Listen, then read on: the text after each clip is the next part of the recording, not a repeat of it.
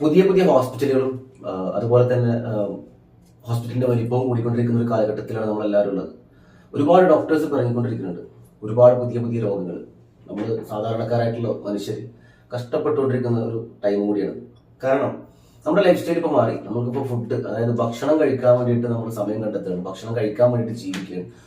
നമ്മൾ യൂട്യൂബ് എടുത്ത് നോക്കി കഴിഞ്ഞാൽ ഒക്കെ കുറേ ഫുഡ് ചാനൽസും പുതിയ പുതിയ പരീക്ഷണങ്ങളും പല ഭാഗത്തും പൊരിച്ചതും പൊള്ളിച്ചതും വേവിച്ചതും ഒക്കെ ആയിട്ടുള്ള കുറേ ഭക്ഷണങ്ങളാണ് പല ഭാഗങ്ങളിൽ നമുക്ക് കാണാൻ പറ്റുന്നത്. അപ്പോൾ അതൊക്കെ കാണുമ്പോൾ നമുക്ക് പൂതിയാവും. നമ്മളത് എന്ത് ചെയ്യും, കഴിക്കാൻ വേണ്ടിയിട്ട് നമ്മൾ പ്ലാൻ ചെയ്തതിനായിട്ട് പോകും പല പല ഭാഗങ്ങളിൽ എക്സ്പ്ലോർ ചെയ്തുകൊണ്ടിരിക്കുന്ന പുതിയ കാലഘട്ടത്തിൽ 2K കിഡ്സ്.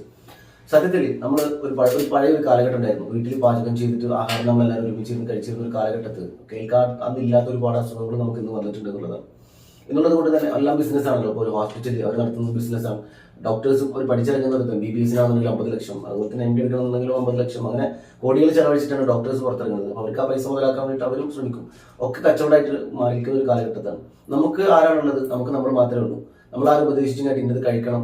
ഈ ജോൺസനെ പോലുള്ള ചില ഡോക്ടേഴ്സ് മാത്രമാണ് നമ്മുടെ ലൈഫ് സ്റ്റൈല് കറക്റ്റായിട്ട് ഇങ്ങനെ കഴിക്കണം, ഇത് കഴിക്കണം എന്നുള്ളതൊക്കെ പറഞ്ഞു തരാറുള്ളതാണ്. അപ്പോൾ അങ്ങനത്തെ കുറച്ച് ഡോക്ടേഴ്സ് ഉണ്ട്. നമ്മുടെ പുള്ളിയുടെ പേര് ഡാനിഷ് സലീം, അങ്ങനെയുള്ള കുറച്ച് ഡോക്ടേഴ്സാണ് നമുക്ക് ഇങ്ങനെയുള്ള കാര്യങ്ങൾ പറഞ്ഞു തരുന്നത്.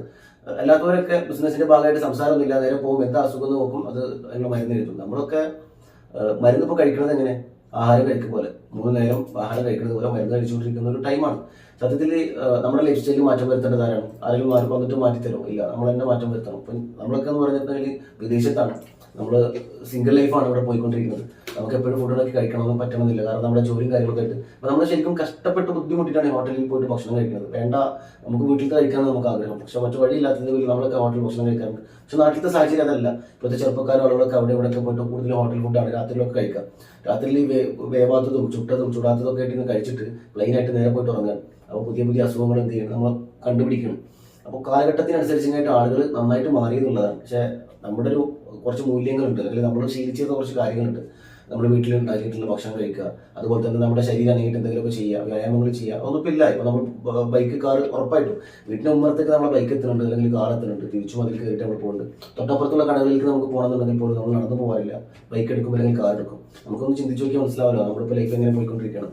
പക്ഷെ അതിൽ നിന്നൊക്കെ നമുക്കൊരു മാറ്റം വന്ന് നമ്മുടെ ശരീരം അനങ്ങി നമ്മൾ വീട്ടിൽ നിന്ന് ആഹാരം കഴിച്ച് അങ്ങനെയുള്ള ഒരു കാലാവസ്ഥയിലേക്ക്, അല്ലെങ്കിൽ അങ്ങനെ ഒരു അവസ്ഥയിലേക്ക് നമ്മൾ മാറിക്കഴിഞ്ഞെങ്കിൽ നമുക്ക് ഒരുപാട് അസുഖങ്ങളെ എന്ത് ചെയ്യാൻ തടയാനും, അതുപോലെ തന്നെ നമുക്ക് വേണ്ടി മാത്രമല്ല, നമ്മുടെ അടുത്തൊരു തലമുറയ്ക്ക് വേണ്ടിയിട്ട് നമ്മുടെ സമൂഹത്തെ നമ്മൾ കൊടുക്കുക എന്നുള്ളതാണ്. നമ്മുടെ നാട്ടിലൊക്കെ ചെടികളൊക്കെ നട്ടു വളർത്തി നമ്മുടെ അടുത്ത തലമുറക്ക് നമ്മുടെ സമൂഹത്തെ അല്ലെങ്കിൽ നമ്മുടെ നാടിനെ ഏൽപ്പിക്കുമ്പോൾ അതോടൊപ്പം തന്നെ കൊടുക്കേണ്ട ഒരു കാര്യമാണ് ഈ ശീലങ്ങളും. വീട്ടിൽ നിന്ന് ഭക്ഷണം കഴിക്കുക, വ്യായാമം ചെയ്യുക എന്നുള്ളതാണ്.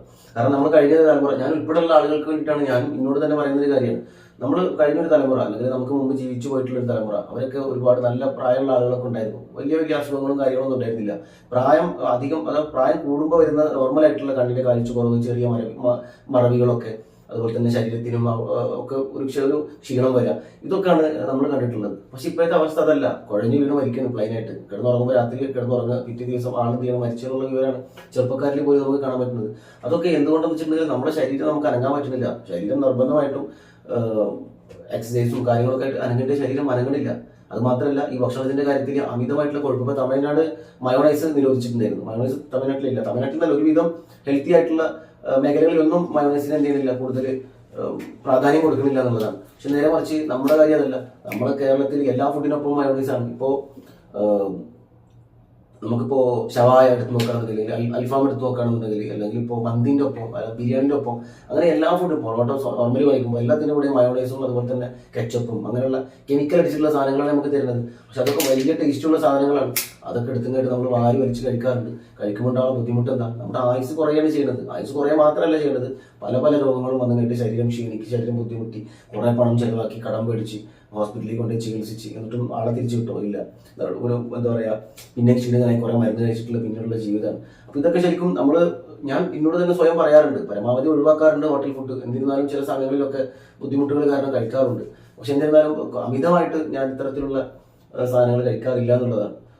ഇതൊക്കെ കഴിച്ചാലും കഴിച്ചില്ലെങ്കിലും നമുക്ക് ഒരു ആയുസ് നമുക്ക് എന്ത് വിധിച്ചത് വരെ നമുക്കിവിടെ ജീവിക്കാം എന്നുള്ളത് സത്യസന്ധമായിട്ടുള്ളൊരു കാര്യമാണ്. പക്ഷെ നമ്മൾ സംരക്ഷിക്കുക എന്നുള്ളതാണ് നമ്മുടെ ശരീരവും അതുപോലെ തന്നെ നമ്മുടെ സമൂഹവും. അതാണ് പ്രധാനപ്പെട്ടിട്ടുള്ള കാര്യം. കാരണം ഹൃദയത്തിന്റെ ആയുസൊക്കെ വളരെ കുറവാണ് ഇപ്പോൾ പുതിയ കാലഘട്ടത്തിൽ. പഠനങ്ങൾ പറയുന്നത് ഹൃദയത്തിന്റെ ആയുസ് വളരെ കുറവാണ്. വേഗം ബ്ലോക്ക് വരികയാണ് പല പല കാരണങ്ങൾ കൊണ്ട്. പണ്ടൊക്കെ നമ്മൾ നല്ല പ്രായമുള്ള ആളുകളിൽ കേട്ടിരുന്ന അസുഖങ്ങളൊക്കെ ചെറുപ്പക്കാരുടെ ദേഹത്താണ് കാണാൻ പറ്റുന്നത്. അതും പുതിയ പുതിയ പേരുകളിലാണ് ഓരോ അസുഖങ്ങൾ വന്നുകൊണ്ടിരിക്കുന്നത്. കാരണം ഇതിന്റെ റിസർച്ച് പല ലാബുകളിൽ നടന്നുകൊണ്ടിരിക്കുകയാണ്. പുതിയ അസുഖങ്ങളുടെ റിസർച്ച് അല്ലെങ്കിൽ പുതിയ അസുഖങ്ങൾക്കുള്ള മരുന്നുകളുടെ റിസർച്ച് ഒക്കെ പല ലാബുകളിലും വലിയ രീതിയിൽ പല ആളുകളെ സ്പോൺസർ ചെയ്തിട്ടുള്ള ലാബുകളിൽ നടന്നുകൊണ്ടിരിക്കുകയാണ്. ഇതൊക്കെ സ്പോൺസർഷിപ്പിലാണ് നടക്കുന്നത്. എന്താ കാരണം വെച്ചിട്ടുണ്ടെങ്കിൽ ആ കമ്പനികൾ, ഓരോ മരുന്ന് കമ്പനികളാണ് ഈ പരിപാടികൾ നടത്തുക, ഈ റിസർച്ചിന്റെ ഭാഗമായിട്ടും ഈ ലാബുകൾ സജ്ജീകരണങ്ങൾ ഉണ്ടാക്കുക. അപ്പോൾ അതിൽ നമ്മൾ കണ്ടുപിടിച്ചിട്ടുള്ള മരുന്നുകൾ ഈ കമ്പനി അവരായിരിക്കും മാനുഫാക്ചറിങ് ചെയ്യുക. അപ്പോൾ അവർക്ക് അതിന്റെ ലാഭത്തിന് വേണ്ടിയിട്ട് അവർ സ്പോൺസർ ചെയ്തിട്ടുള്ള പരിപാടികളായിരിക്കും നടന്നുകൊണ്ടിരിക്കുക.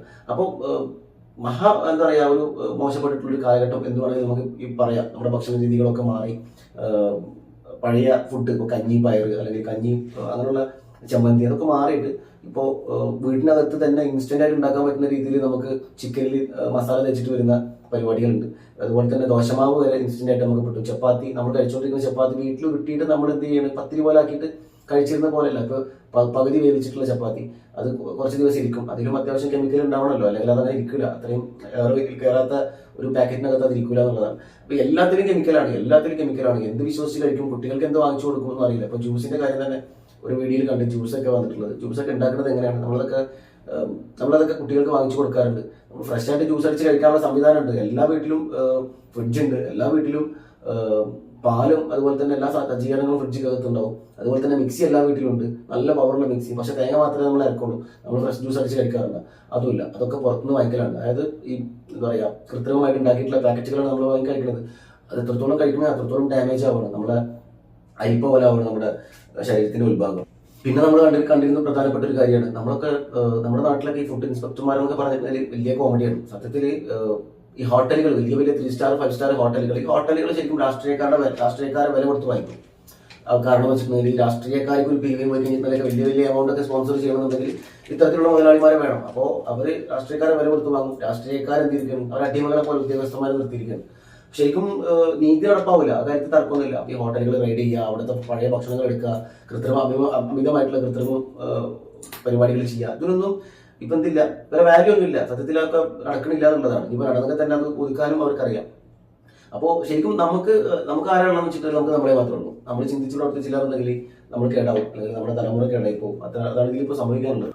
നല്ല ശീലങ്ങളെ നമുക്ക് ഉണ്ടാക്കിയെടുക്കാം. നമുക്ക് ഒരുമിച്ച്, ഞാൻ ഉൾപ്പെടുന്ന ഒരു സമൂഹം, നല്ല ശീലങ്ങളെ ഉണ്ടാക്കിയെടുക്കാം. നമുക്ക് നമ്മുടെ ശരീരത്തെ സംരക്ഷിക്കാം. നമുക്ക് വരും തലമുറക്ക് നല്ല രീതിയിൽ തന്നെ ഈ സമൂഹത്തെ ഏൽപ്പിക്കാൻ പറ്റും എന്നുള്ളതാണ്. അപ്പൊ നമ്മൾ അറിഞ്ഞുകൊണ്ട് നമുക്ക് പരമാവധി, നമുക്കത് എത്രത്തോളം കഴിയുമെന്നുള്ളത് കണ്ടറിയണം. പക്ഷെ പരമാവധി നമ്മൾ നല്ല ഭക്ഷണം കഴിച്ച് നല്ല രീതിയിൽ തന്നെ മുന്നോട്ട് പോകാൻ വേണ്ടി ശ്രമിക്കുക. നല്ല ശീലങ്ങൾ കൊണ്ടുവരിക. ഈ ലൈഫ് സ്റ്റൈലിന്റെ ഭാഗമായിട്ടുള്ള ഹോട്ടൽ ഫുഡ് ഫാമിലി ആയിട്ടും പുറത്തു പോയി കഴിക്കുന്നതൊക്കെ എപ്പോഴെങ്കിലും വല്ലപ്പോഴും ഒരിക്കലും മാത്രമാക്കി മാറ്റുക.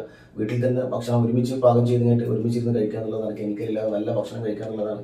അത് തന്നെയാണ് സമാധാനത്തോടെ ജീവിക്കുക എന്നുള്ളതാണ്.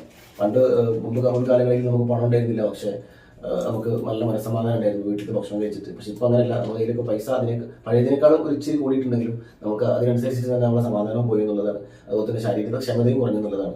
1 മണിക്കൂർ ഓടാൻ പറഞ്ഞിട്ടുണ്ടെങ്കിൽ നമുക്ക് എല്ലാവരും നിന്ന് കിടക്കും, ആ ഒരു അവസ്ഥയിലേക്ക് മാറിയിട്ടുള്ളതാണ്. നമുക്ക് നല്ല ശീലങ്ങൾ നമുക്ക് കൊണ്ടുവരാം. മറ്റൊരു വീഡിയോ നമുക്ക് വീണ്ടും കാണാം. എല്ലാവർക്കും നന്ദി.